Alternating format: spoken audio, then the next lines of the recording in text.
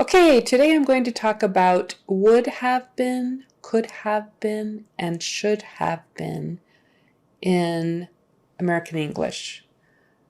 Those phrases are what you would call past conditional phrases of the verbs. So, could have been expresses what might have happened if this or that had happened. Would have been is also kind of a might have happened if this had happened. And should have been is more like an opinion on what ought to have happened. Should have, could have, and would have. They're all past conditional. So, how would we say them? Just like this. Would have been, been. And that been is pronounced B-I-N as if it were sit, fit, been, B-I-N, been. I know it's spelled B-E-N, but you don't say it bean. That will give you away. It's been, been. So would have been. And that W-O-U-L-D is pronounced just like W-O-O-D for wood, like firewood, burn the wood. Would have been. Would have been. And if we want to speak casually, a lot of times we will say would have been. So we contract it all. Would have been. So we kind of delete that H-A. And when we write it out, we put an apostrophe to show that we deleted some letters there. So it's would have been. Would have been. Instead of would have been, it's would have been. It would have been nice if you had told me you weren't going to come today.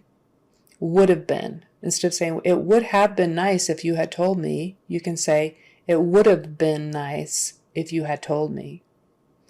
Same thing with should have. Should have. S-H-O-U-L-D is pronounced with that same kind of vowel sound as in good, book. Should have been, should have been. It should have been the teacher who gave the test, but instead it was the substitute teacher. Should have been, should have been. Or you should have gone to the store yesterday because I left you a note and we were out of milk or whatever. So should have, should have. And you can contract that to be should have. Should have. Again, that little apostrophe shows where the H-A should have been. Get it? Should have been there. So the apostrophe is substituted for the H-A. Should have. Should have. There should have been an apostrophe to show that the H-A were omitted. Normally there would be an H-A there. Should have. Should have. And same thing with could have. Could have.